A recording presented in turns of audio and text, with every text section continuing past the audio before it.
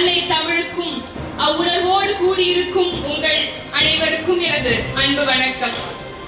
இவழ்கடல் வேலியை தமிழ்நாடாக்கிய என்று சிலப்பதிகாரம் தொட்டு செந்தமிழ் நாடெனும் போதினிலே இன்பத்தேன் வந்து பாயுது காதினிலே என்று பாட்டுக்கொரு புலவன் பாரதி காலம் வரை தமிழ்நாடு என்கின்ற சொல் எல்லா இடங்களிலும் பயன்படுத்தப்பட்டிருக்கிறது.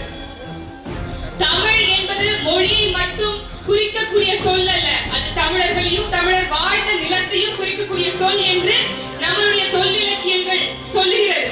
அப்படி அசோகர் காலம் முதல் அலாவுதீன் கில்ஜி காலம் வரை தமிழ் பேரரசாகவே இங்கு ஆண்டிருந்திருக்கிறார்கள். இந்தியா என்ற இந்த ஒன்றிய கருத்தாக்கம் உருவாவதற்கு பல ஆயிரம் ஆண்டுகளுக்கு முன்பே தமிழ்நாடு என்கின்ற இந்த நிலப்பரப்பும் தமிழ்நாடுக்கு நம்ம தனித்த பேரிடமாக கொடி, படை, கோட்டை என்று கட்டி வாழ்ந்திருக்கோம். எப்படி எல்லா மொழிவழி தேசிய இனங்களும் சுதந்திரமாக வாழ்கிறதோ அப்படி எந்த ஒரு சிதைவும் இல்லாமல் எந்த ஒரு பிறமொழி கலப்பும் இல்லாத தமிழ் மொழி தொன்மை மிக்க வளமிகுந்து ஒளிர்ந்து கொண்டிருக்கும் இந்த தமிழ் மொழியும் அதே போன்று உரிமையோடு உணர்வோடு வாழ வேண்டும் என்று நினைப்பது தவறில்லை.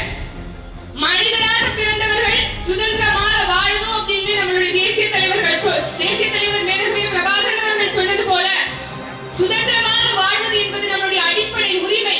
1956 மொழிவாரியாக மாநிலங்கள் பிரிக்கப்பட்ட போது 79 நாட்கள் ஐயா சங்கரலிங்கனார் அவர்கள் உண்ணாவிரதம் இருந்து உயிர் நீத்தார். எதற்காக?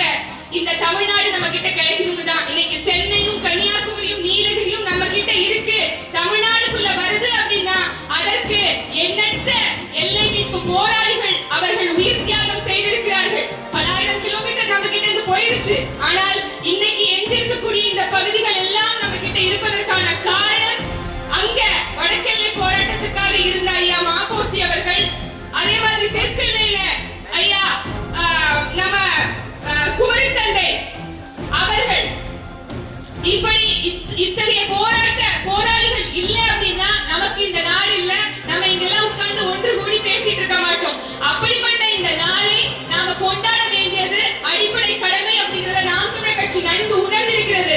இன்னைக்கு வேணா இப்படி குறுகிய ஒரு இடத்துல நமக்கான இந்த தமிழ்நாடு நாள் கொண்டாட்டம் அமைந்திருக்கலாம். ஆனால் உறுதியாக நாம் தமிழர் கட்சி ஆட்சி அமைக்கும் அன்று ஒரு